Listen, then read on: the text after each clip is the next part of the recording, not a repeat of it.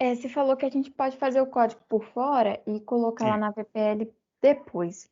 sim, Na prática da semana passada, eu não conseguia colar, né? Que estava até explicando no isso, vídeo. Então, nessa isso. prova, vai poder ou não colar?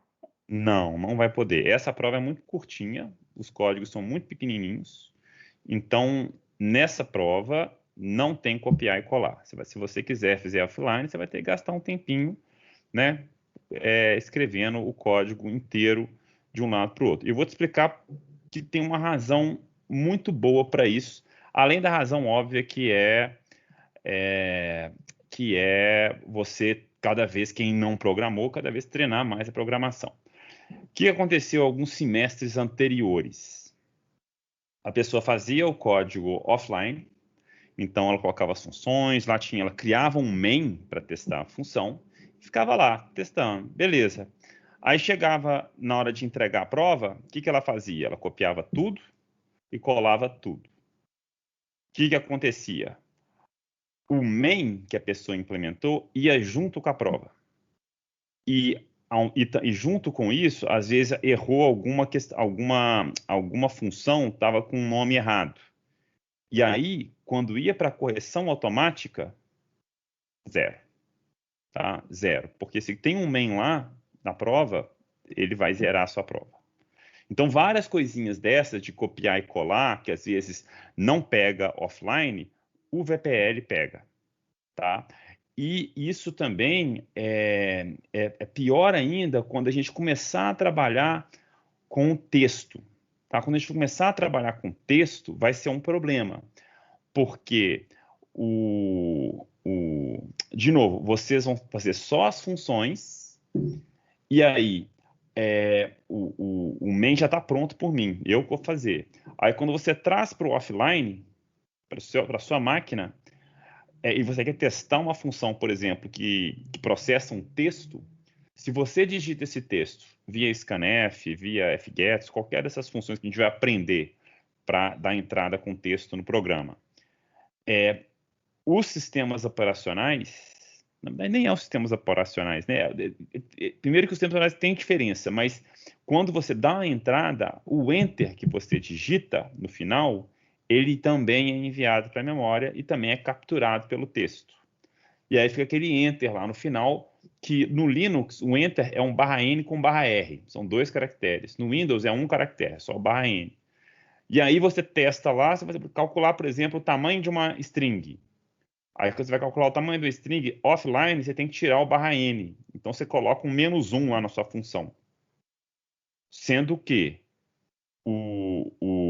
no VPL não tem dessa de ficar lidando com esses erros, não. A função vai ser retorna o tamanho da string.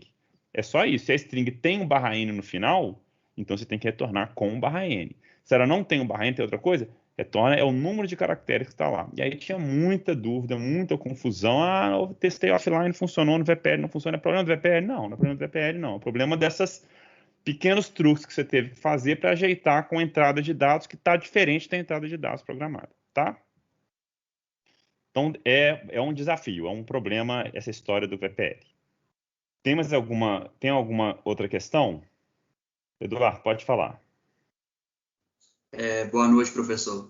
Boa noite. Eu estava enviando fazendo, né, os códigos da prática 3, aí eu reparei Sim, que não tem o exercício, se eu não me engano, 2 ou 3. isso, É isso mesmo? isso, exatamente. Porque alguns exercícios que estão lá, ia ser muito difícil eu colocar eles para avaliação automática no VPL. Hoje em dia que eu estou mais experiente, estou mais espertinho um pouco, eu conseguiria fazer.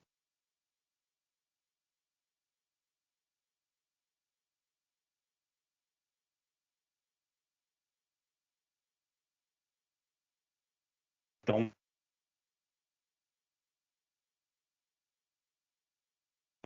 tá. Sua voz, não sei se travou só para mim, mas eu não entendi nada que você falou, porque travou tudo. Uai, será que tá me escutando agora? Agora eu Travou tô. mesmo. Agora Travou? voltou. Então deve ser a internet aqui que deve estar complicada.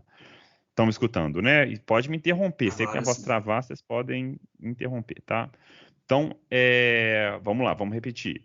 Na prática 3, VPL tem realmente 2 exercícios a menos que aquela prática 3 que está no meu site. E que exercícios são esses? São os exercícios que eu acho que são os de programa, tá? Faça o programa, o cara tem que criar um main. Então, a avaliação desse programa via VPL ia ser um pouco complicada.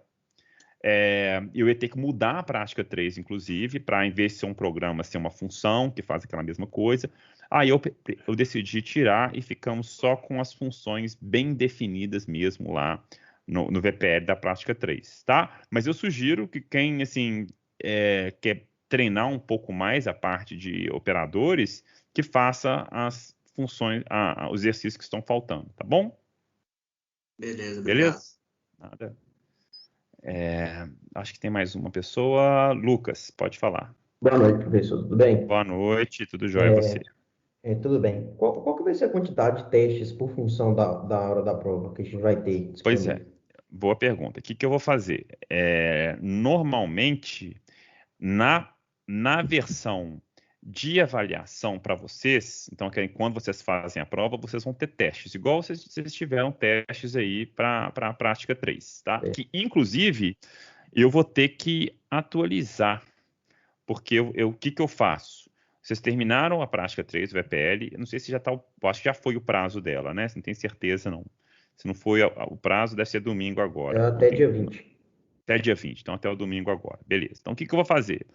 Vocês têm os testes da prática 3. Vocês ficam lá, avaliar, nota 80, nota 70, nota 100. Quando termina o prazo, eu vou lá e troco os testes. E aí eu coloco outros testes para alguns testes um pouco mais complicadinhos, no sentido assim, será que ele está conferindo isso? Será que ele verificou se quando a entrada é zero, o que tem que retornar? E se for um número negativo, ele está considerando também? Então, coloca alguns testes mais de borda, mais sujeitos a erro. Então, esses testes que vão ser usados para a avaliação da prova de vocês vão ser vários, tá? Eu garanto que pelo menos vão ser. Isso depende do número de questões, tá? E da pontuação, mas normalmente é uma quantidade de testes em que cada teste vale meio ponto. Então são 15, vão ter pelo menos 30 testes, tá? Isso na correção da prova. Agora, quando vocês estiverem fazendo a prova, aí eu coloco no máximo 2 testes por exercício. Tá? E esses testes são mais para verificar se vocês estão fazendo a versão básica ali, se o formato está correto, se o exemplo simples ali está funcionando, beleza. Tá? Então, não é para vocês se sentirem completamente confortáveis com a nota 100 que vai para vocês quando acertarem todos os testes. Porque os testes não avaliam tudo. Às vezes até avalia, tá? Tem questão que, ainda mais na prova 1, que as questões são muito... Opa, estamos escutando. É o Anderson que está com... Deixa eu mutar aqui. Pronto, mutou, beleza. Obrigado. Então, principalmente na prova 1, que as questões são mais simples...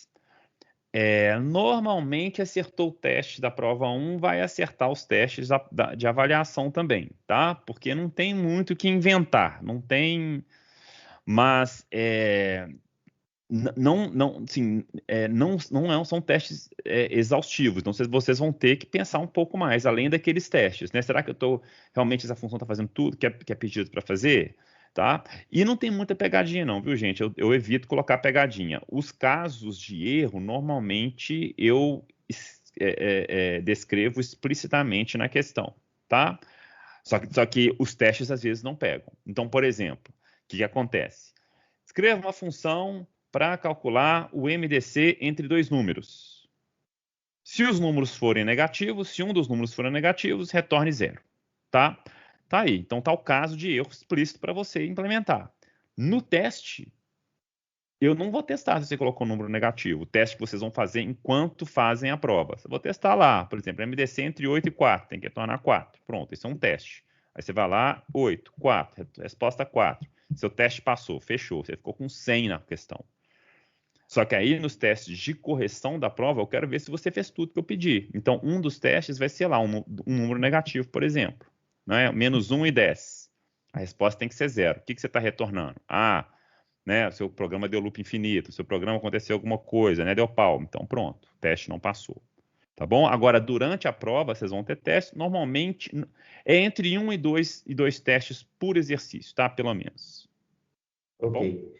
Aí, nesses casos extremos, como você diz, vai ficar explícito na prova o que a Isso, gente tem que fazer exatamente. nesses casos extremos. Ok. Na verdade é o seguinte, quando não for claro, tá? Do tipo MDC entre dois números, retorna um MDC. Isso não está claro. Se o número é negativo, o que a função tem que fazer? Né? Retorna -1, retorna 0. Não é trivial, não dá para vocês adivinhar o que tem que ser feito. Né? Então, tem que estar explícito lá. Agora, quando for uma questão que, por exemplo, o X... deixa eu pensar se eu consigo pensar em um exemplo aqui em que vocês teriam que saber o que fazer.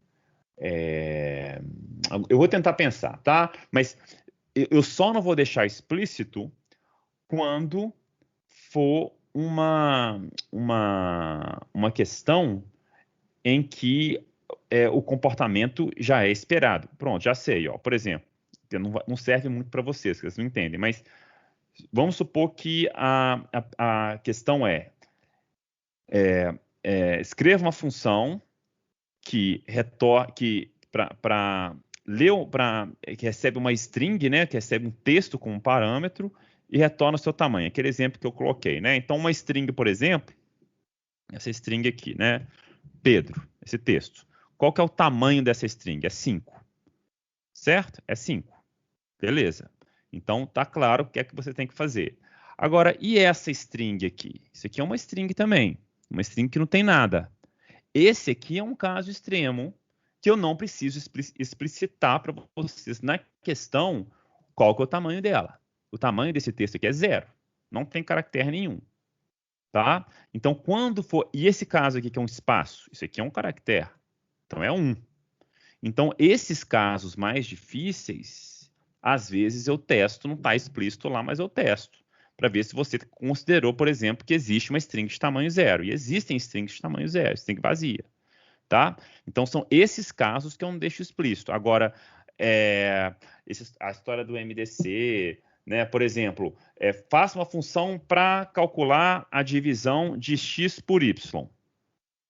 Aí essa função vai receber o x e o y como entrada. E se o y for 0? O que a função vai retornar? Né?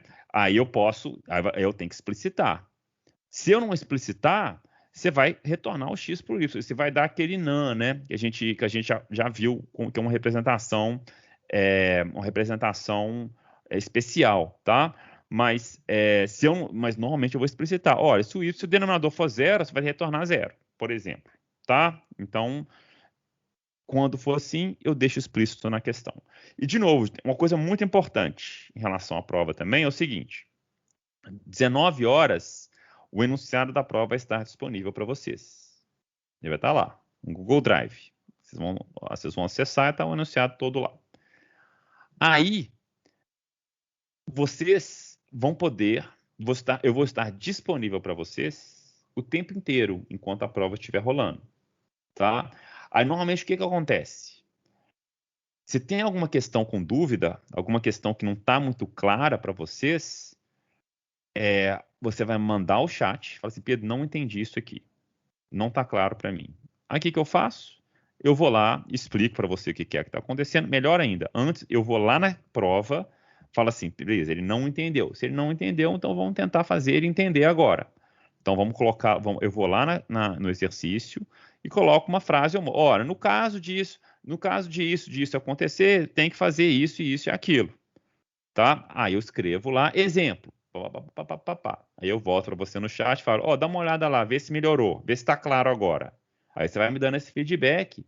E enquanto a prova vai rolando, eu vou atualizando a prova com informações adicionais que deixam as questões mais claras. Então, isso vai acontecer. Daí a importância de vocês, a importância de entrar em contato comigo, tá? Aqui pelo Teams, que é o mais fácil, a respeito da prova. Eu sempre respondo. Para mim é um estresse danado, com tanto de janela pipocando, mas no final das contas é bom, porque eu sei que no final a prova, né, todo mundo vai entender. Porque essa é a minha maior preocupação. Todo mundo tem que entender o que está sendo pedido, tá?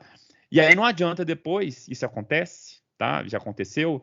Ô, professor, cara, eu fiquei aí, cara, um dia só para entender o enunciado da prova. Não consegui entender, né? Muito difícil. Eu falei assim, por que você não veio falar comigo? Todo mundo veio falar, já falei para vocês virem falar comigo, não entendeu, né? Então não adianta depois falar. Então vem, traz a sua dúvida, não tem estresse nenhum, responde todo mundo. Se eu tiver muito corrido, vai parecer que eu tô grosso, mas não tô não, eu só tô respondendo rápido, porque tem um tanto de janela laranja piscando aqui, tá? Eu respondo numa boa e atualizo a prova numa boa. Beleza?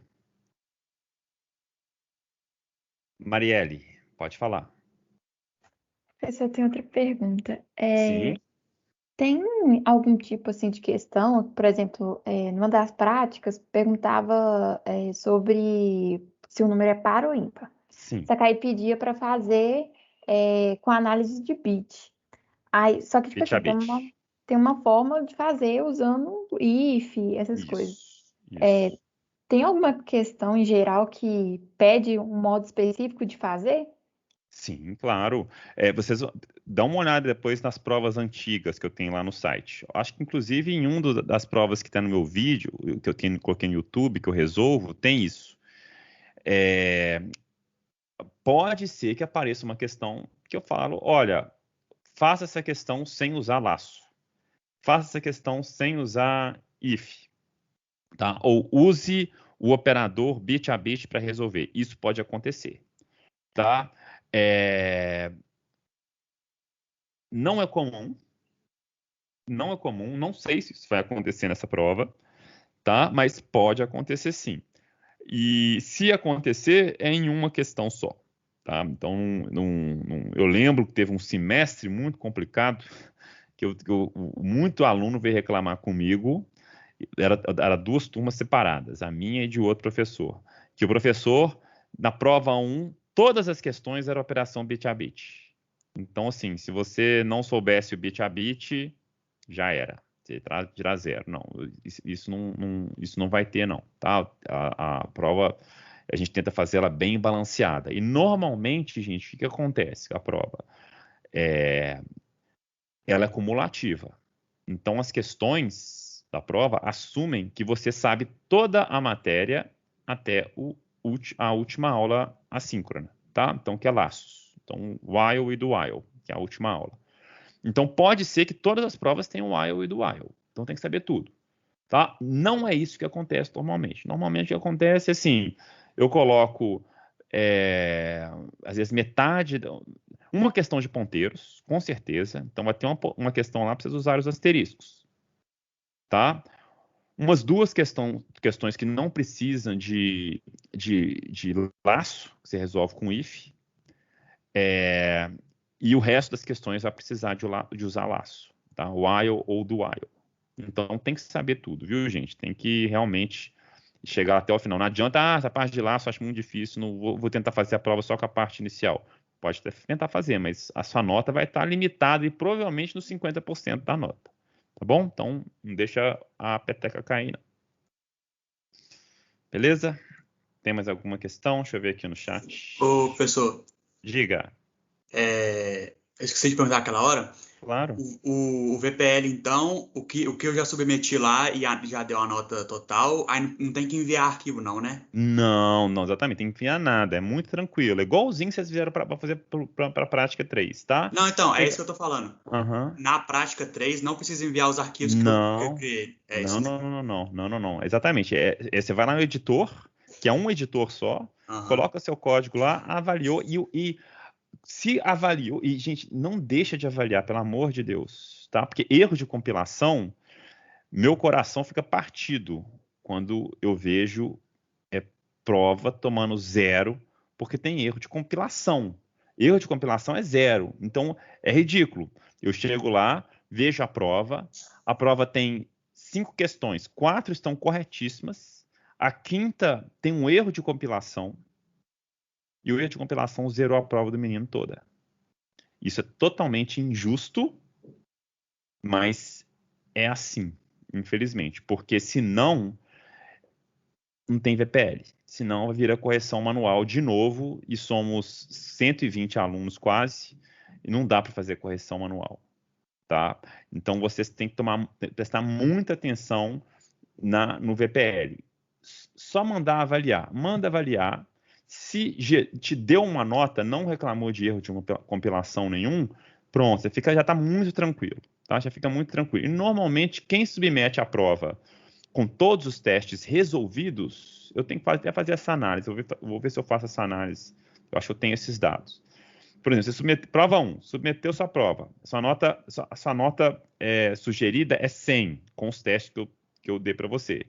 Normalmente, quando eu troco os testes, você não fica com menos de 70% na prova. Assim, eu acho que é praticamente impossível você ficar com menos de 70% da nota. Tá? Às vezes cai, né? Mas não abaixa muito, não. Tá bom? Então, não deixem de fazer os testes automáticos lá. Isso aí vão dar uma boa noção para vocês se vocês estão indo bem ou não. Tá? Deixa eu ver aqui. Professor, se ninguém tiver nenhuma dúvida, pergunta, você pode passar um mini resumo que pode cair ou algo do tipo para dar uma reforçada no que devemos dar um pouco mais atenção? Ô, Thales, eu já falei a ideia geral, né, da prova. Eu vou reforçar aqui para você fala comigo se você quer um pouco mais de informação. E aí eu te falo, obviamente, se eu posso dar informação ou não. Tá? A prova não está pronta, ela não está resolvida ainda. Eu já tenho uma ideia do que ela vai ser. E aí, de novo, é uma questão de ponteiro para vocês usarem os asteriscos lá. Função que recebe endereço de memória, faz coisa com endereço e termina. Então, com certeza vai ter uma função dessa, tá? Todas as minhas provas têm. Na prova 2 vai ter, na prova 3 vai ter. Então, sempre vai ter questão de ponteiro. E aí, pelo menos 3 questões que usam laços. Vocês têm que fazer uma interação aí sobre valores, tá? Um while ou algum do while, tá? Para fazer uma conta grande, para fazer alguma coisa maior, mais genérica, sem, né? Usando os laços. E aí, o resto das questões, que não sei se são 2 ou 1 ou 3, não sei, tem que ver, o resto são questões mais simples de if else. E uma coisa muito importante sobre a prova, vamos falar aqui de novo. Se você está escrevendo muito código, tá? Se está muito complicada essa solução, você tá uma lógica esquisitíssima, tá uma coisa que você está conseguindo nem entender mais o que você está fazendo, provavelmente está errado. As questões são muito curtinhas normalmente, elas são pequenas, um pouco maiores nesse mundo VPL, nesse mundo remoto, tá? Porque você pode escrever o código, então tem mais, não é tão trabalhoso você escrever igual com papel e caneta, né? Você erra, você rabisca, você, né, apaga, tem que criar de novo. Então, no mundo presencial, as questões eram muito curtinhas mesmo, assim, 5 linhas de código, 6 linhas de código. No mundo remoto, elas estão um pouco maiores, mas as lógicas são muito, muito simples. Então não tem muita pegadinha, não tem. Vai para o caminho mais simples primeiro. Então, o que é a coisa mais óbvia que essa questão está pedindo? A coisa mais boçal que essa questão está pedindo aqui. Normalmente é esse o caminho que você tem que ir. Aí você vai, faz o teste, passou, legal, volta lá no enunciado da questão, lê com muita calma. Fala assim, será que está esquecendo de alguma coisa? Será que é isso mesmo? Vamos executar com outras entradas? Aí você clica no botão executar lá do VPL, que existe, né, aquele botão, para você testar outras entradas. Aí você vai lá, testa e fala assim, deixa eu testar aqui com 3 e 18, deixa eu testar com números negativos, deixa eu testar aqui, legal, achei um erro aqui, tá faltando isso aqui. Então vamos lá, vamos acertar essa funçãozinha aqui. Vocês vão ter tempo, tá? Vocês vão ter tempo, então usem bem os recursos que são dados para vocês. Thales, espero que tenha respondido. Se não, você me fala o que está faltando ainda, tá? No exemplo da divisão por zero, como explicitar no código que é preciso tornar zero ou outra coisa? Ainda não vi a aula dessa terça, então não... Ô, Gustavo, Pois é, o meu ponto da divisão por zero é porque se eu peço para vocês fazerem uma função para fazer a divisão inteira de dois números, por exemplo, então retornar um int, que é o resultado da divisão inteira. Então, 5 dividido por 2 tem que retornar 2, o inteiro 2, porque a conta é 2,5, né? Você exclui a parte fracionária, retorna 2. Aí, pode ser que o divisor seja zero. Pode ser que o usuário entra com zero lá. O que você vai retornar? Né? Você pode simplesmente executar a função. Se você executar, a resposta da divisão gerada pelo compilador vai ser aquele número inteiro especial, que é um NaN, tá? É o exponente todo zerado, depois o tudo com 1, é alguma coisa assim. Se eu não explicitar nada, é isso que você vai fazer, ponto final. E aí eu, lógico, não vou criar picuinha com isso. Eu nem vou testar quando o divisor é zero, tá? Mais fácil testar o resto. Agora, pode ser que esteja explícito lá. Olha, gente, nessa função aqui, você deve testar se o divisor é zero. Se o divisor for zero, a sua função deve retornar zero. O que isso implica? Implica que quando você estiver fazendo a sua função, primeira linha de código sua é um if. If div igual a zero, return zero. Pronto. Aí faça para baixo, continua e faça a função normalmente. Então são essas condições que às vezes vocês vão ter que colocar nas suas funções, tá? Professor, a prova poderemos usar o last for, o while ou do while? O Charles, essa é uma ótima pergunta, tá? Eu não proíbo ninguém de usar nada. Então, muita gente já sabe programar. Quem já sabe programar pode usar o que vocês quiserem. Tá? O que vocês quiserem, vocês estão liberados para usar. For, while, quem sabe vetor, matriz, alocação dinâmica, mete bronca. Resolvendo o que a função está pedindo, passou nos testes, show de bola. Muito cuidado para a galera que já sabe programar com isso aqui, ó. Quem já sabe for, ó, né? É isso aqui, ó. Int i recebe 0, i menor que n, i mais mais.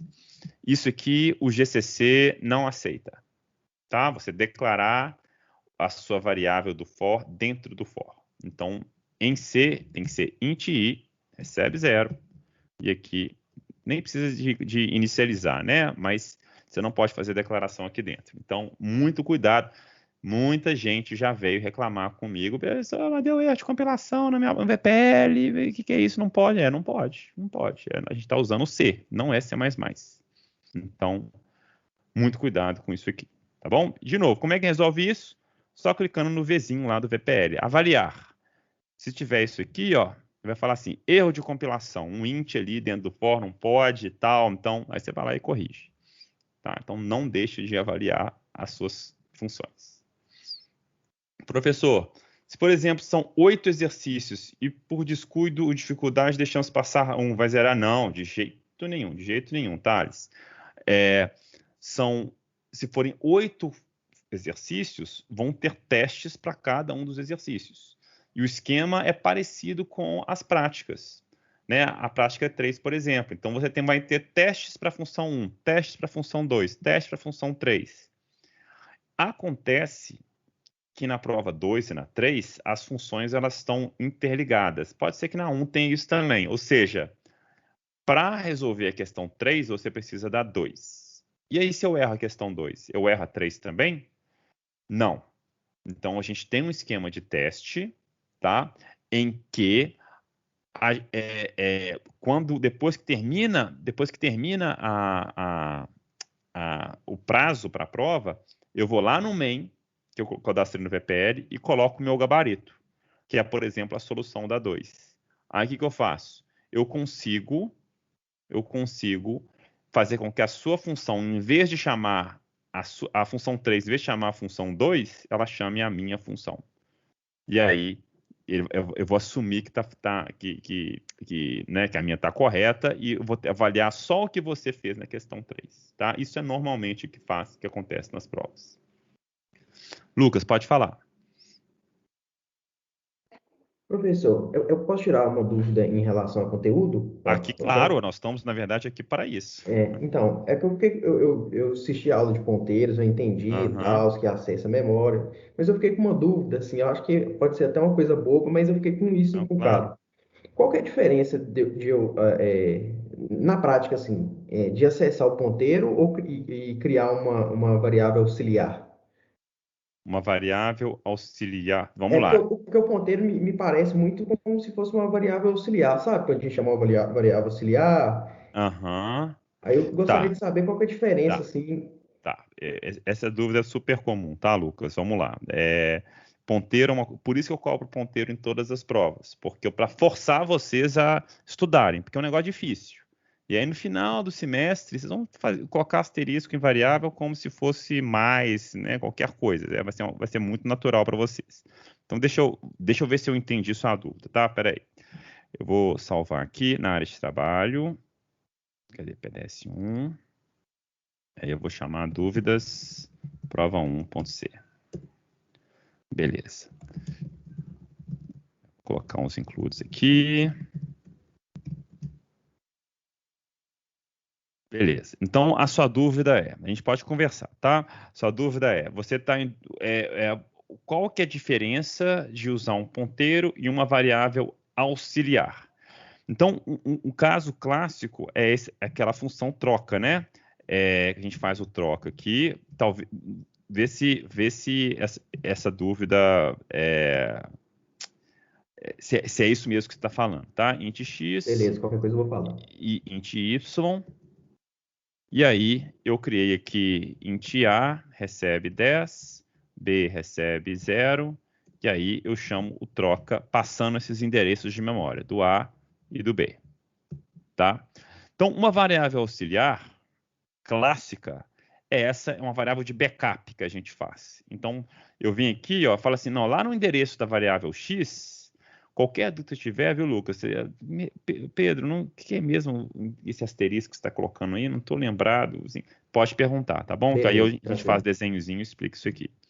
Então, lá no endereço da variável x, então vamos lembrar, isso aqui é uma variável que armazena endereço de memória, porque tem esse asterisco aqui. Seria um inteiro, não é um inteiro, porque eu coloquei o asterisco. Agora armazena um endereço de memória, um FF12, alguma coisa assim.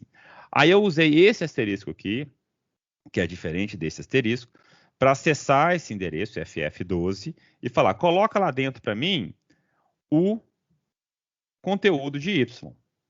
O que está dentro desse endereço de memória aqui, que é a mesma coisa, que é um endereço de memória. Então, pega o que está lá dentro desse endereço e coloca para mim dentro desse endereço aqui. É isso que a gente fez. Qual que é o problema aqui? O problema é que se eu fizer, né? Se eu vir aqui e fazer isso, a troca, né? Aqui não tem nada. Aqui é na verdade, não, é o contrário, né? Esse aqui. O X acabou de ser atualizado, né? O conteúdo desse endereço de X foi atualizado com o conteúdo de Y. Então, esses dois já têm o mesmo valor. Eles estão a mesma coisa. Então, eu perdi um valor. Aí, para evitar esse problema, eu crio uma variável auxiliar. Você pode chamar ela de AUX, você pode chamar ela de backup, tá? O que você quiser. AUX é um nome mais padrão. Então, você vai criar uma variável auxiliar. Eu falo assim, olha, não, calma. Antes de você substituir o valor de Y, guarda ele para mim, né? Guarda, é um valor inteiro, né? Então guarda esse valor, esse X aqui para mim nessa variável inteira. Pronto, guardei. Então agora eu tenho três variáveis, né? Eu tenho a variável X, tenho a variável Y e tenho a variável AUX. Né? A variável X, ela é um endereço de memória. Ela é um FF1. Aqui é um outro endereço de memória. Um FF8, por exemplo, tá? Tô chutando. E tem a variável AUX. O que é a variável AUX? Ela recebeu o conteúdo de X. Então, lá na memória, num endereço... Aqui vamos colocar uns endereços esquisitos. Tipo, aqui vai ser o endereço E01. Aqui vai ser o endereço E02. E aqui, ó, perdão a letra, tá? Que eu tô escrevendo com o mouse. E03. Aí lá embaixo, 3 pontinhos aqui, eu tenho um endereço FF1. FF1. O endereço FF1, ele tem um valor lá dentro. Né? Lá nesse endereço, não sei nem que variável está acessando, mas tem um valor lá, por exemplo, que é o 10. Então, o que eu estou fazendo com esse comando aqui? Vai no endereço FF1. Então, quem que é o X? FF1. Quem que é o asterisco FF1? É essa posição aqui, ó. É esse valor que está aqui dentro. pega esse valor, 10, e guarda para mim na variável AUX. Aí, o que eu estou fazendo? Estou guardando o 10 aqui. Tá? Então, é uma variável auxiliar, a variável AUX, que guardou um valor que eu ia perder. O que eu estava fazendo aqui? Eu estava, logo em seguida, o que eu faço? Ó, asterisco FF1, vamos escrever aqui o FF2, FF2, o FF2 tem até as variáveis aqui, né? O A faz acesso aqui e o B faz acesso aqui. Então, o FF2 tem um valor, que é 0, né? Então, o que eu estou fazendo logo em seguida? Vai no endereço F, vai aqui é o FF8, desculpa, FF8. Tem 3 pontinhos ali também, tá? Então, vai lá no FF8 e pega esse valor, que é 0. Então, isso aqui equivale ao 0, né? Então, pega o 0 para mim e guarda na posição, lá no endereço de memória, FF1. Então, lá no FF1, eu venho, troco isso aqui e estou colocando o 0. É isso aqui que eu estou fazendo, né? Com esse comando daqui. E aí, depois, neste comando aqui, eu falo assim, não, vai lá agora no FF8 e guarda para mim o quê? Guarda o que está armazenado. Não, agora tem que trocar, né? Então, isso aqui, ó, o X tem o 0, né? O asterisco X. Então, o que eu vou fazer aqui? Aqui agora eu vou usar o AUX, né? Porque o AUX está com o valor que eu armazenei, o 10. Então, eu pego esse 10 e agora armazeno aqui. Coloco o 10 aqui. Aí, o que aconteceu? As variáveis foram trocadas. Tá? Então, mais um insight sobre a sua pergunta. Qual que é a diferença de ponteiro para variável auxiliar? Elas são coisas ortogonais. Uma variável auxiliar, normalmente, é uma variável que não faz muito parte das variáveis principais suas, que você está transformando no final. Ela serve para guardar, fazer um backup, guardar alguma informação, é um flag, por exemplo, né? Um flag é aquela variável que você fala assim, olha, deixa eu fazer um tanto de coisa aqui. Opa, consegui fazer isso. A condição passou. Então eu vou lá, ativo. Flag recebe 1. Ou AUX recebe 1. Para depois que terminar o laço, eu vou verificar. O AUX é 1? A condição lá daquele laço que eu fiz, alguma vez passou? Passou. Aí eu imprimo uma mensagem, por exemplo. Tá? Então são essas variáveis auxiliares que vão ajudar você ali no seu código. Aqui no caso do troca, é uma variável que faz um backup de uma outra para você, tá? De um outro valor para você. Ponteiros, esses caras aqui, ó, tá? O ponteiro são esses caras, né? São variáveis que armazenam endereços de memória. Eles servem basicamente para a gente conseguir comunicar variáveis ou alterar variáveis fora do escopo delas. Então, o que eu estou fazendo aqui? Na verdade, eu estou enviando essas variáveis para cá, ó. No fundo, é isso que eu estou fazendo. Eu estou pegando esses endereços, essas variáveis, mandando para essa função, e essa função consegue, fora do escopo, qual é o escopo da variável A e B? O escopo da variável A e B é isso aqui, ó. Tá? A e B só existe aqui. A não existe aqui. Se eu escrever um A aqui, um B aqui, não vai dar nada. Agora, o asterisco X e o asterisco Y fazem, respectivamente, o papel do A e do B. Então, sempre que eu estiver usando o asterisco Y e X, é como se eu estivesse escrevendo A recebe B. Tá? B recebe AUX, aqui no caso. Né? AUX recebe A. Porque é equivalente. Eu estou acessando um endereço que A faz acesso. Estou acessando esse endereço aqui do A. Né? O FF1 e o FF8. Então, é para isso que ponteiro serve, basicamente na linguagem C. É para você enviar variáveis que você tem num escopo para um outro escopo que ela não consegue acessar. Aí, nessa outra função, você consegue alterar essa variável lá. Como? Porque você mandou um endereço. Ó, eu preciso alterar A e B. Então, toma o endereço delas aqui. O FF1 e o FF8, faz o que você quiser, que tem que fazer com essas variáveis. É só mexer nesses endereços. Mexe, terminou. Sua função, você vai estar alterando, na verdade, as minhas variáveis aqui do main. Ô, Pedro, eu Diga. entendi isso aí que você falou, tá? Mas, por exemplo, assim, ó, se você tivesse uma outra função, Certo. implementa uma outra função aí, uma Tá. outra void troca, Sim.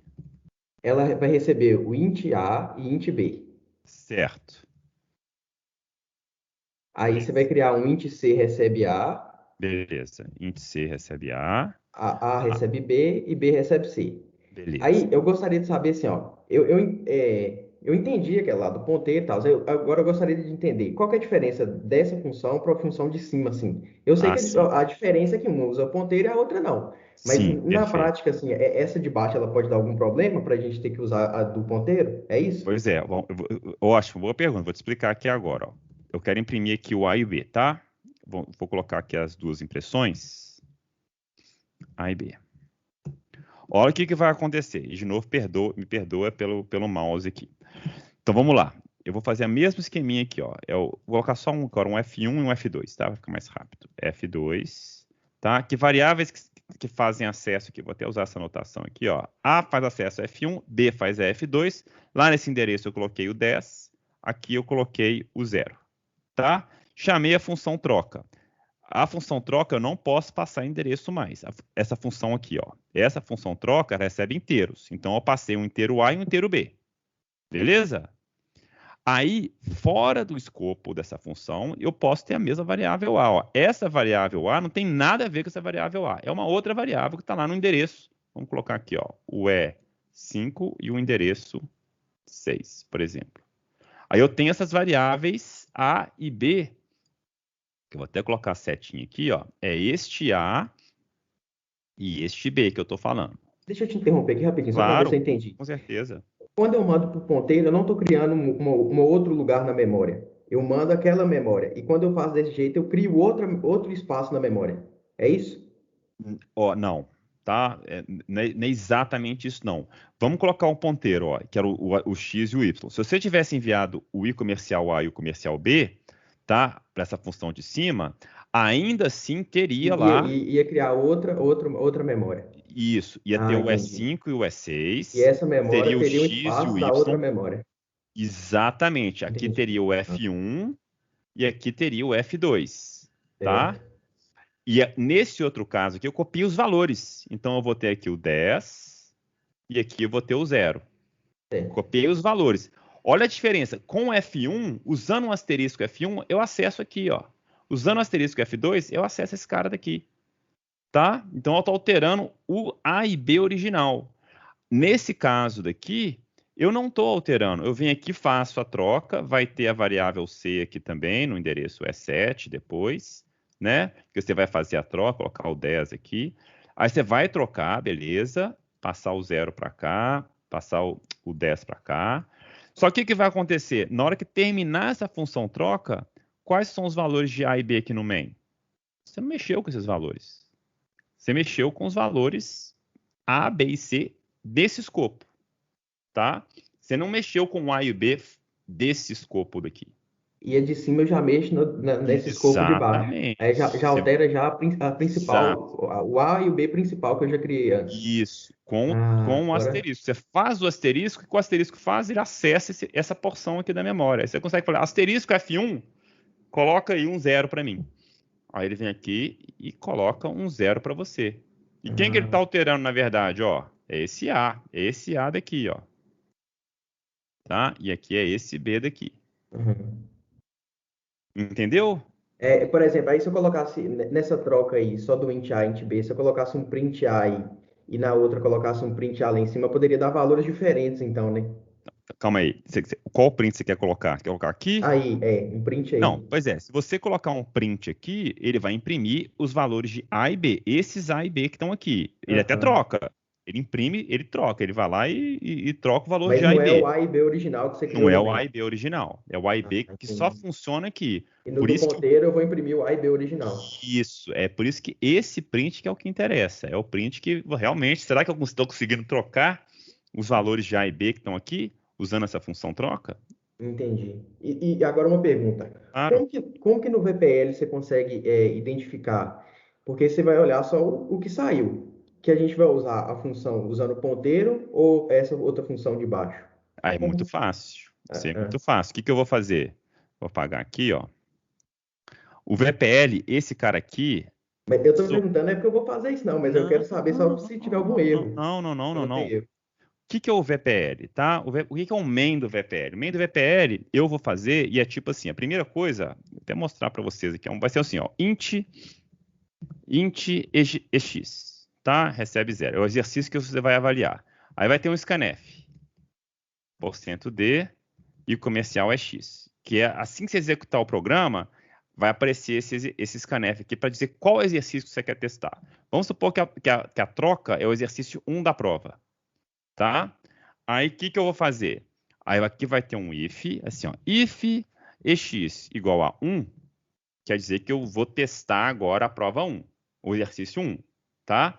E aí eu vou ter um outro scanf. Por exemplo, vai ter um int a, b aqui, vou fazer um scanf.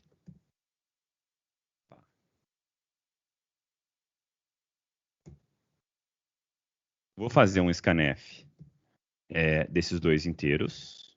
Opa.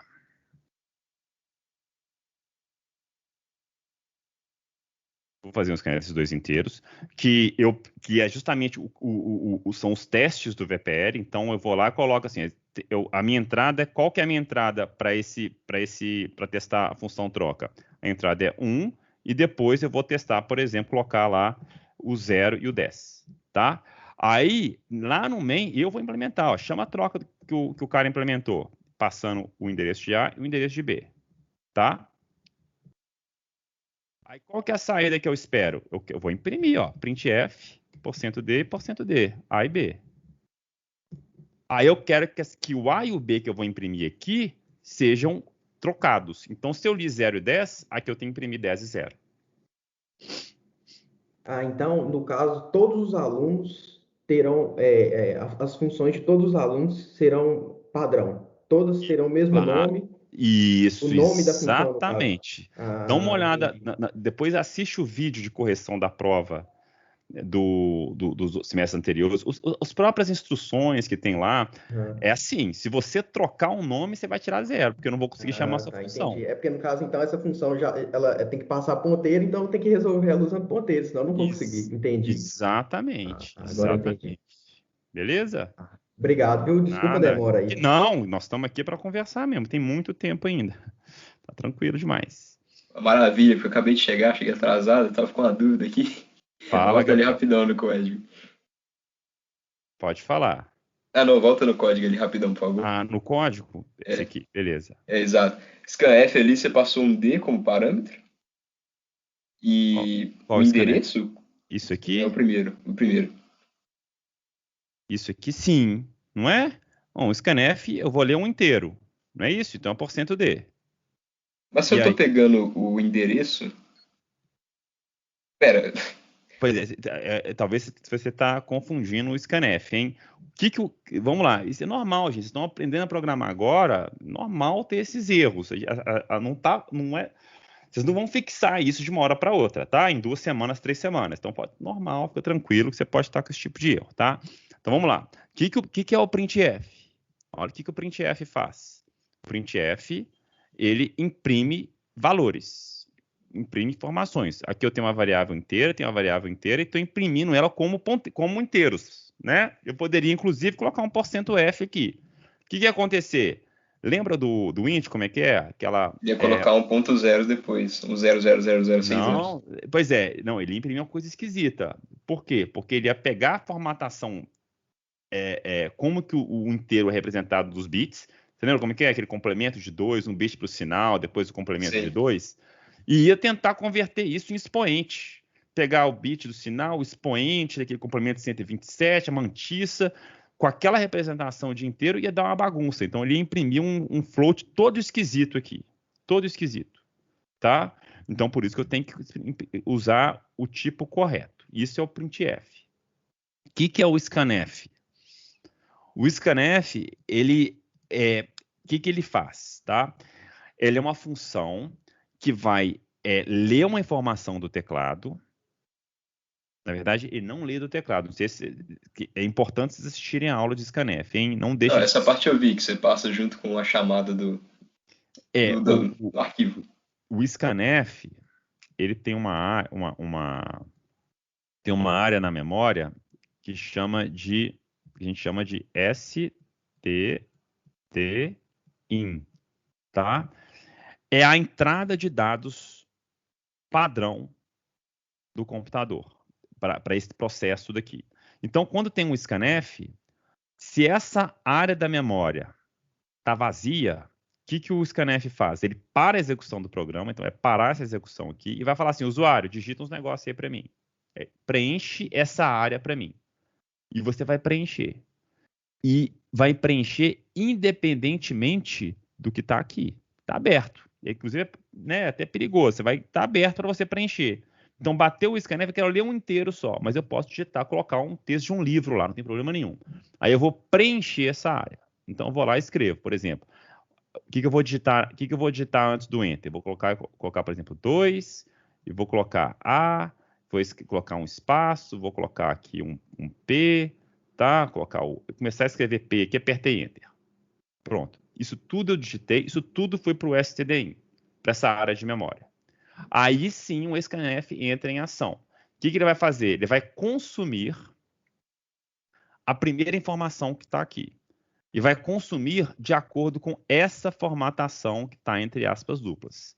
Aqui no caso, eu tenho uma formatação só, um especificador de formato, que é o %d. Aqui eu tenho 2, ó, que são 2. Então aqui eu vou ler 2 inteiros, aqui eu vou ler um inteiro só. Então eu vou ler esse inteiro. Primeiro, lembra, isso aqui é texto, tá? É byte. Então, tanto de texto que tem aí. Ele vai pegar isso aqui, ó, é um 2, né? Como é um inteiro, como é um %d, então eu vou ler esse byte, vou ler essa informação, converter para inteiro. Ele converte essa informação para aquela representação, né? Complemento de 2, o bit do sinal e o resto aqui, se for negativo, inverte, faz aquela coisa toda, se não, pega só o binário, tem a representação em bits. Não, então, professor, mas acho que minha dúvida é um pouco mais simples. Tem aquele e-comercial X que serve para pegar vou chegar endereço de memória. Vou chegar nesse instante. Tá nesse instante que eu vou chegar. Então, o que é o 2? Ele vai converter para bit. O 2 é o quê? O bit 0 aqui. E a parte binária, os outros 31 bits, é tudo zerado, né? Vou colocar os zeros aqui. E o 2, quem que é o 2? É o 1, 0. Né? Esse aqui é o nosso 2 em bit. Pronto, ele tem esse bit na mão. O que ele vai fazer? Aí é o scanf, que é onde você quer chegar. O que o scanf faz? Esse segundo parâmetro que está aqui, ó, não é uma variável. Isso não é uma variável. Ele fala assim, aonde você quer guardar na memória esse valor que você leu aqui? Me dá um endereço para você guardar. Esse que é o parâmetro da função scanf. Não é variável, não é nada, é um endereço de memória. Aí, qual o endereço de memória que eu quero guardar? Existe uma variável x, que foi lá na memória, ela está lá no endereço, vamos colocar de novo, padrão, o endereço f1. Existe a variável x que faz acesso a esse endereço e inicialmente eu coloquei o valor 0 nela. O que eu estou fazendo aqui? Estou falando assim, scanf, você quer um endereço de memória para guardar essa informação que você leu do teclado, né, que é o 2, você quer guardar esses bits aqui, eu vou te dar um endereço, é esse endereço aqui, ó, é o iComercial EX. Quem que é o iComercial EX? O EX é uma variável. O iComercial EX, eu não sei escrever iComercial, vou tentar aqui, ó, iComercial EX, com o mouse é mais difícil ainda. iComercial EX é o endereço que a variável EX faz acesso, que é justamente o F1, tá? Então, iComercial EX é F1. Então, o que o scanf está fazendo? Ele está lendo o valor 2 e armazenando o endereço F1. Então, ele vem aqui, troca, onde é que tinha 0, passa até 2. E aí, quem que faz acesso a esse endereço? É o EX, ó. Então, quando eu usar EX aqui embaixo, eu vou usar ele com o valor que foi atualizado lá, né? Foi atualizado porque eu mandei guardar o 2 no endereço F1, que é um endereço que a X faz acesso. Entendi. Tá claro, Gabriel? Sim, sim. E, professor, se o EX não fosse um int, fosse um char, o que ia acontecer? Ia ter problema de compilação? Se o EX fosse um char, então você está falando isso aqui, ó, em vez de int aqui, é um char, EX. Exato. Né? Nada muda, só isso. Bem, o que vai acontecer? Você vai ler um inteiro, certo? Ele vai formatar dessa forma. Beleza? Vai formatar com 1, 0 e aqui colocar 31 bits. E vai valer 2. Aí você quer armazenar no endereço de memória de um char. Tá? Duas coisas podem acontecer. A gente pode testar aqui agora. Vamos ver que vai acontecer, tá? Uma coisa é surgir um erro de compilação, que eu acho improvável, que fala assim, olha, você está tentando guardar um inteiro em um endereço para char. Isso provavelmente não vai acontecer, porque ele não vai processar isso aqui e verificar que é um inteiro, não, tá? Esse aqui é um texto, e eu acho que o compilador não processa isso aí, não, tá? Outra coisa que pode acontecer, um char são 16 bits. Aqui, olha o que eu fiz. Aqui, eu tenho, né, um inteiro são 32 bits. Um char são 16 bits só. Então, o que provavelmente pode acontecer? Ele pegar 16 desses bits aqui e guardar aqui, nesse endereço normal. Não sei se vai ser esses daqui, aí basicamente nada vai acontecer. Eu vou guardar aqui nesse endereço o valor 2, né? Então, vou guardar aqui o 0, aqui vai ter o 1, aqui vai ter o 0, 0 e assim por diante. Ou pode ser tudo zerado. Então, eu não sei. Tá? Vamos testar isso agora, porque é fácil. Troca, tá certinho aqui. É x, vamos criar aqui um char x, que pode ser 0, inclusive. Vou armazenar aqui no endereço de x, e aí eu vou aqui printf %c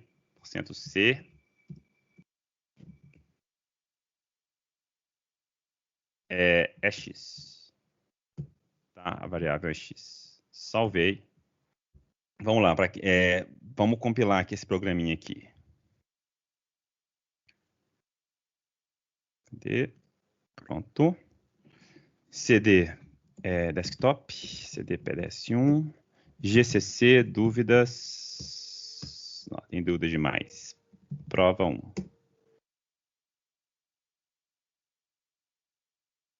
Ó, vamos ver. O troca aqui, né? Troca, conflito interno. Porque é o mesmo nome, não pode. Então tem que colocar um troca 2 aqui. Tá.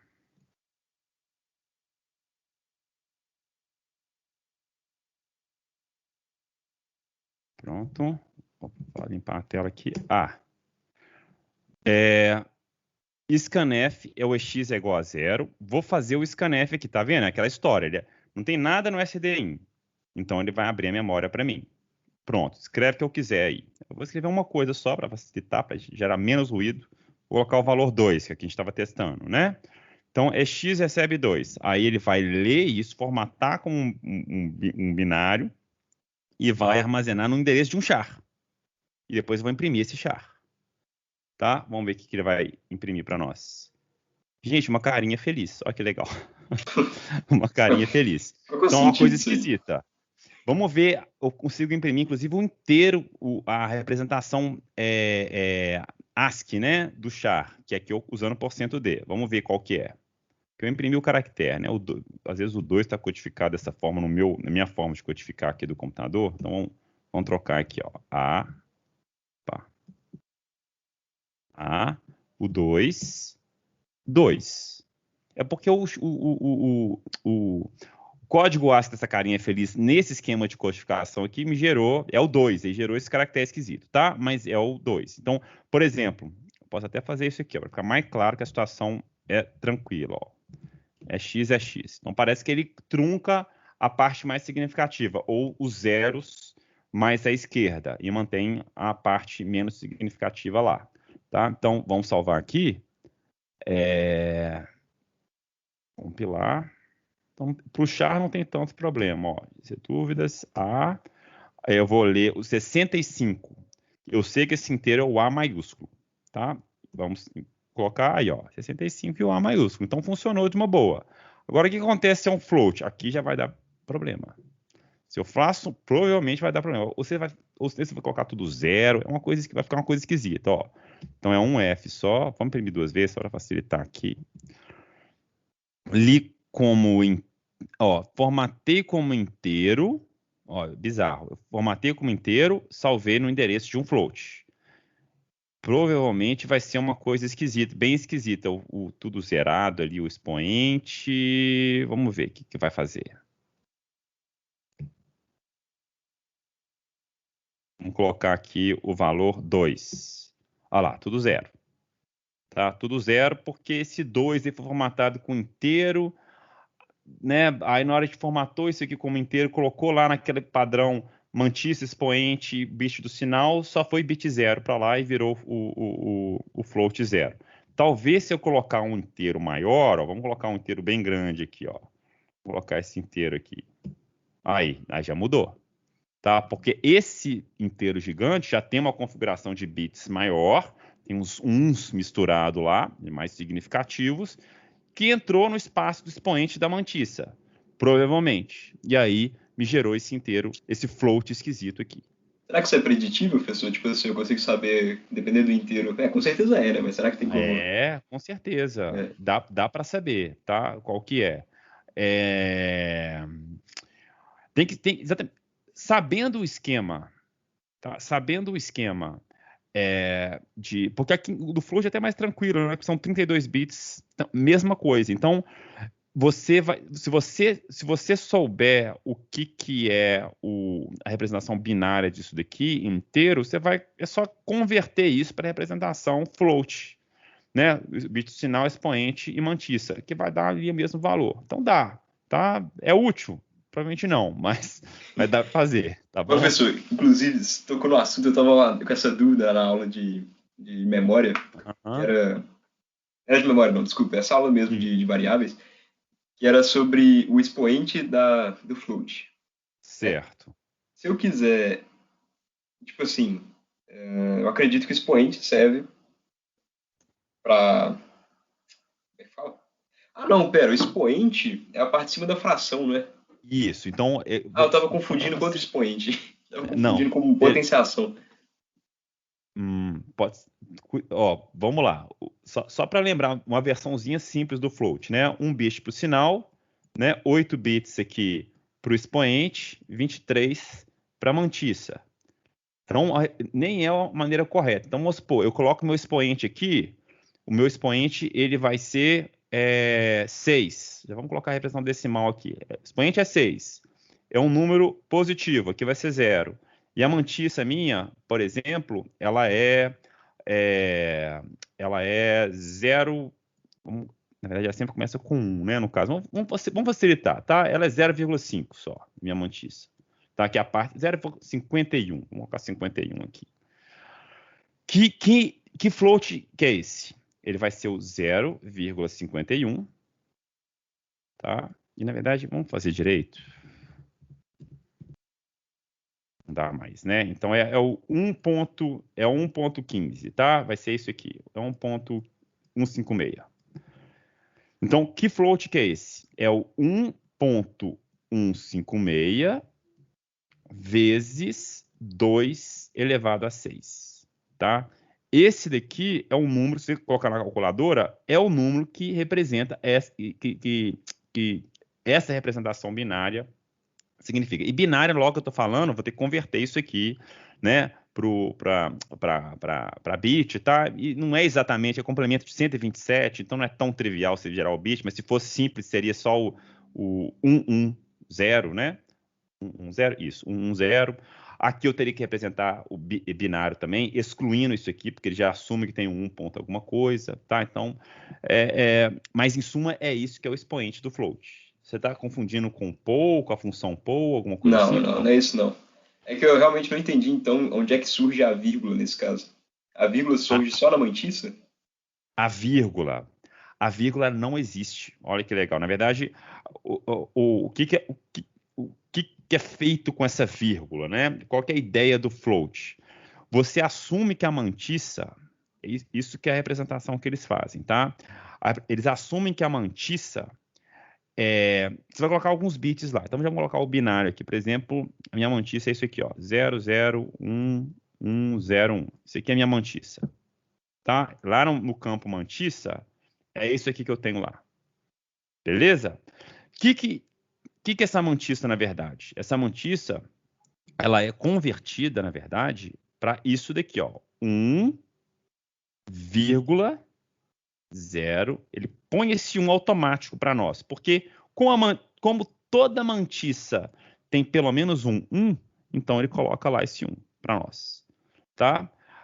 Né? Então, é uma maneira de economizar um bit. Tá?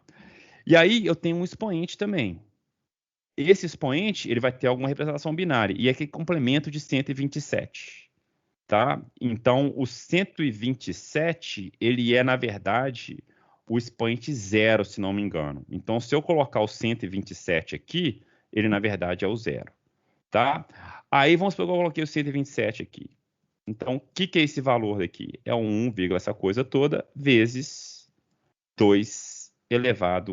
Eu não sei se é o 0 ou 1, tem que lembrar, tá? Vamos colocar o 128 para ser o 1. Vezes 2 elevado a 1. Esse é o meu inteiro. É o meu float que eu estou representando por aqui. E aí, o que esse expoente significa, na verdade? É o quanto que eu vou andar com essa vírgula. Quando eu faço isso aqui, quer dizer que a vírgula ela sai daqui e passa para cá. Então, ele fica o 10, essa coisa toda, em binário. O que acontece quando eu tenho um expoente 2? A vírgula sai daqui e passa para cá. Então, o expoente ele vai dizer quanto que eu vou andar com a vírgula na mantissa. Mas só lembrando, Gabriel, isso aqui beleza, eu acho o máximo que vocês entendam isso, tá? E tem que entender como que é essa representação.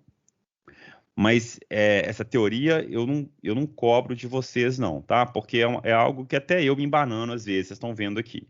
Então, o que interessa para mim, efetivamente, é que vocês saibam que aí funcionou bem aqui, né, nesse exemplo, que vocês saibam que a representação de float, ela é dessa forma, um bit de sinal mais menos, aqui tem o expoente, aqui tem a mantissa. O inteiro é um bit de sinal, mas mais a representação binária do resto do número. E aí, quando você usa esses especificadores de formato, né, e armazena endereços de tipos diferentes, você tem que saber que, mesma coisa, se você pegar um float e armazenar num int, ele vai colocar esse int doidão aqui, ó. Olha só o que vai acontecer se eu fizer o inverso, ó. Aqui eu vou ler, aqui é um int, ex, e eu formato esse inteiro como float, tá? Formato esse inteiro como float. E aí ele vai gerar, o expoente vai gerar a parte fracionária, vai gerar o bit do sinal, e quando eu for imprimir esse inteiro, então aqui é D, né? Vamos trocar aqui para D. Ele vai gerar provavelmente um número negativo bizarro para mim. Quer ver? GCC. Vamos colocar o 2 aqui de novo. Ó. É 2 mesmo, scanf, um ponto flutuante, beleza. Aí, foi um positivo, na verdade. Um positivo gigantesco. Tá? Porque o bit do sinal ficou 0, beleza, porque é um número pequenininho, então deu 0. Agora, o expoente, ele, como é complemento de 127, o expoente 0, ele é um número grande, né? Então, aí bagunçou tudo e girou esse negócio aí para mim. Entendi, professor. Mas acho que vale a pena aqui explicar qual que era a dúvida exatamente que eu estava tendo, porque eu estava entendendo errado, que era o seguinte. Eu achava que o expoente do float podia ser negativo, e quando ele fosse negativo, ia ser um número fracionado, entendeu? Pode. Expoente pode ser negativo. Essa aqui vamos lá na aula, porque eu acho que como é que eu assino? Tipo assim, eu tenho um bit que serve para assinar se é positivo ou negativo. Como é que eu sei que o expoente em si vai ser positivo ou negativo? Eu vou te mostrar agora. Eu acho que está nessa aula de compilação, se não me engano. Que fica mais fácil de explicar por aqui, porque a gente consegue visualizar. O expoente, ele pode assumir números positivos ou negativos, tá? Vamos ver aqui. É uma dessas. Já está quase aqui, ó. Pronto, é esse aqui. O expoente, ele pode assumir números positivos ou negativos. Se não pudesse, porque esse valor aqui, Gabriel, ele sempre tem um 1, tá? Sempre tem um 1. Se meu expoente não puder ser negativo, então meus números, eu não vou poder ter número fracionário, eu vou ter sempre um número inteiro, né? Aliás, um número maior que 0. É maior que 0, né? Um número maior que 1. Tá? Então, eu quero ter um número de 0.00003. Como é que eu represento 0.00003? O meu expoente tem que ser negativo. Tá? Agora, qual que é uma maneira que vocês natural para representar número negativo? É aquela história, né? Esse aqui é o expoente, não é isso? Esses bits aqui. Seria pegar um dos bits, falar que o 1 é positivo, o 0... Desculpa, o 1 é negativo, o 0 é positivo, e o resto aqui é a representação do expoente. Não é isso que é feito. Eles usam essa representação aqui, ó, representação na notação excesso de 127 para o expoente. Que representação que é essa?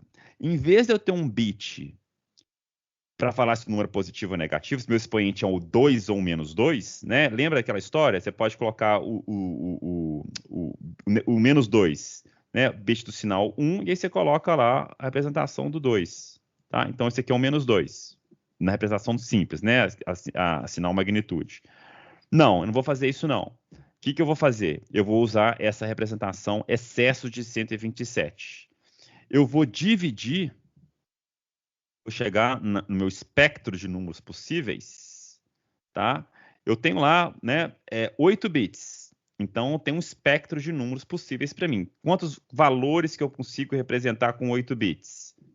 256 valores, né? Eu posso representar desde o 0 até o 255. Não é isso? Então, o que eu vou fazer? Em vez de eu começar com o expoente 0 e até o 255, eu vou fazer um shift.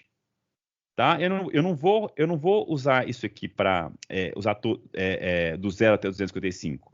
Eu vou colocar aqui menos 127 e aqui menos 127. Tá? Então, eu vou representar quais são os valores que agora eu vou poder representar. Do expoente menos 127 até o expoente 128. Tá? Então, aqui vai ser o menos 127. E aqui vai ser o 128. Mas então, tecnicamente, né, a mesma implicação de eu reservar um bit para o sinal? Não, porque na hora que eu for fazer a operação, assim é mais fácil. É mais rápido. Entendi, ok. Tá? E aí, o que vai acontecer? É do menos 128. Aí eu pego o meio. Qual que é o meio aqui? É o 0. Não é isso? Então, aqui certo. O meio da faixa é o 0. Quem que vai ser o 0 aqui nesse caso? Vai ser o 127. Tá? Menos 127 mais 127 me dá o 0. Então, na metade desses valores, eu tenho o 0, que é representado pela codificação 127. É por isso que a gente chama de complemento de 127. Aí, quem que é o 1 nessa escala? É o 128. Quem que é o menos 1 nessa escala? É o 126. Tá? Quem que é o menos 127 nessa escala? Olha ele aqui, ó. É o 0. Tá? Uhum. E, professor, beleza. Quer dizer, então, que tem como representar um float com algum número vezes 2 elevado a 127? 128? Exatamente. É o limite do float, ó. É o limite do float. É o expoente, mas é 2, tá? É 2 elevado a 128. Sim. Tá bom? Porque a gente está na base 2. Beleza? Professor, beleza. Na prova você vai cobrar esses... Não. coisa que atrapalha o limite de variável? Por exemplo, se eu tenho um overflow, no caso. Olha, isso aí pode acontecer, tá? Isso aí pode acontecer. Inclusive, já teve prova que um teste lá foi para ver se tinha overflow, tá bom? Que tem que evitar o overflow. Mas, de novo, tá? Essas coisas elas têm que ficar bem explícitas. Normalmente, eu não cobro overflow, não. Então, por exemplo, faça uma função que leia 2 inteiros do usuário. Aí, de novo, é um scanf. Está aberto lá para o cara. Se o cara chegar lá no scanf, vamos colocar aqui um A. Olha eu aqui, ó. Isso aqui é um overflow, ó. Olha o inteiro que eu estou digitando. Enter. Tá? Aconteceu um overflow. Eu acho que ele até atualizou isso aqui para uma... Não, não é não. Então, aconteceu um overflow. Como que você avalia se aconteceu esse overflow? É muito difícil, tá? É muito difícil, porque antes da gente poder avaliar se existe o overflow ou não, existe esse cara aqui, ó, convertendo a entrada para um float, para um valor e jogando lá na memória. Então, vocês não têm que preocupar muito com o overflow, não. O que vocês têm que preocupar é mais na frente quando vocês forem fazer loops muito grandes e tal, aí vocês têm que testar para ver se você não está ultrapassando o alcance de um tipo de dado. Mas isso aí, normalmente, na prova 1, vocês não tem que preocupar com isso, não. Isso vai mais lá para frente mesmo. Tá? É que Mas eu tive prestem atenção. eu tive um problema numa prática, que era aquela prática de elevar ao quadrado, dividir ao quadrado. O cara, Isso. Aham. eu coloquei aquele operador maior ou menor, não sei qual que é, Isso. mas eu É coloquei o número aquele 2 na fast frente. poll, né? Eu sei que é o prático que é esse. Esse daqui, né? Que vocês estão falando, ó. Esse dá problema demais, tá? Esse exercício e essa pegadinha é maravilhosa. E aí é nesses casos que acontece que vocês têm que saber dos limites. Você está falando desse daqui, né? Parte inteira, fracionária. Cadê? Soma um. Vai. Fast poll. É esse daqui, não é isso? Esse mesmo. Aí eu coloquei o 2 na frente do maior e o expoente. Só que o 2 Isso. ele é um inteiro. E quando o cara Isso. coloca um número muito grande, esse inteiro dá overflow. Claro, exatamente. Você tem que, para esse exercício, você tem que saber que se você colocar lá, fizer lá int a, né, recebe 1, e aí você vem aqui e começa a fazer o exponenciação aqui, né? Esse A que está aqui, ele é um inteiro, ele tem 32 bits. Então ele vai acontecer o overflow. Para isso aqui funcionar, você tem que declarar o A como um long int, né? Ou melhor ainda, como um unsigned long int. Aí esse A vai ter os 64 bits que você quer. Então, esse tipo de conhecimento eu cobro, tá? É muito implícito aqui. Então, assim,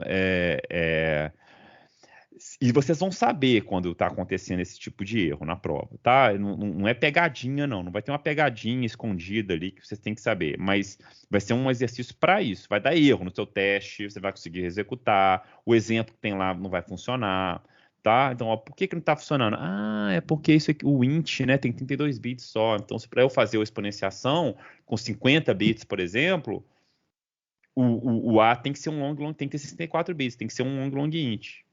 Tá? Ah, sim. Beleza? Obrigado. Nada.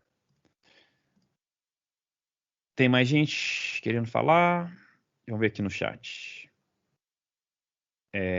Professor, antigamente eu costumava usar %i para dar print inteiros. Beleza, mas atualmente fiquei um pouco com dúvidas. Não, %d é só para int, não para float. Tá bom? Então, %d é só para int.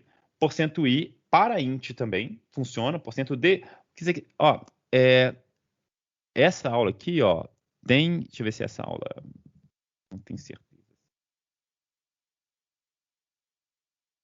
Tem uma dessas aulas que eu coloco um link para os tipos de dados. Deixa eu ver. Professor, eu Oi. olhei no CTypes, né, do Wikipédia. Isso, exatamente. Eu olhei lá, eu não vi, tipo assim, ele não estava usando o %, não. Ele só usava o %d. Não, calma aí. Eu esqueci onde é que está esse negócio. Vamos lá. Wikipedia,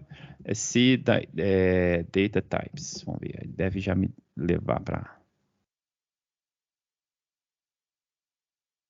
Isso, pronto, esse aqui. Olha lá, ó. Então, aqui, ó.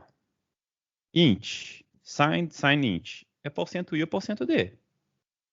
Tá? É um dos dois. E você fica à vontade. Você está acostumado com %i, pode usar. Aqui eu estou acostumado com %d. Aí eu uso %d. Tá bom? Mas pode usar o %i. Aí float. Cadê o nosso float aqui, ó? Float. São esses caras aqui, ó. Gente, de novo, para que complicar, né? Para que ensinar isso tudo para vocês? Vamos usar o %f. Tá, mas pode usar o %f maiúsculo, se você quiser. O %e vai dar problema, que ele vai imprimir ele naquela notação, né? Científica. Então, os testes automáticos seus vão dar problema. Usa o %f. Tá? É só seguir essas notações. E, de novo, vocês viram, né? O double, long double, não faz muita diferença agora, não. Fazia quando o compilador, na década de 70, o float tinha 16 bits, aí o double tinha 32, aí fazia diferença. O int tinha 16 bits, o long tinha 32 bits. Agora tá tudo a mesma coisa ali, ou 64, 32. Pra você chegar a 64, você tem que fazer essas coisas todas, né? Long, int, tá? Depende ali do compilador, mas normalmente é double e float, double com 64 bits, float 32, e o long é int com 64 bits. Beleza? Fechou, Marielle? Tranquilo, né? Sim, obrigada. Nada. Gente, o que mais? Fechou? Aí, professor, já que eu cheguei atrasado, Pode então, tipo falar. assim, eu acho que eu perdi a pergunta do chat que o cara mandou. Diferença entre printar com DI, eu também não sei o que é. Nenhuma. Tá? Gabriel, é só chegar aqui nessa página. Eu não sei exatamente em qual aula que eu coloquei esse link para vocês. Eu achei que fosse nessa aula aqui de compilação, mas talvez seja de operadores, tá? Tem esse link. É C Data Types. E aí você tem todos os especificadores de formatos usados na linguagem. O %i, ele é equivalente ao %d, ó. Tá vendo? Então, se você quer imprimir um int, tá? %i ou %d, tanto faz. Eu estou acostumado com %d, vocês podem usar o %i, %d, tanto faz para mim. Não, Beleza? beleza, então. Valeu. Agora, o que vocês têm que prestar atenção é o unsigned em %u, tá? O long, o que a gente testou, né? O long, LLU, né? Para o o unsigned long. E vocês vão ter acesso a vocês consulta, né? Então, vocês vão poder consultar. Então, isso aqui é bobagem para mim. Se tiver dúvida, inclusive, não achei, manda um chat que eu respondo. Isso aqui não é o problema que eu estou exigindo de vocês na prova, como imprimir valores, tá bom?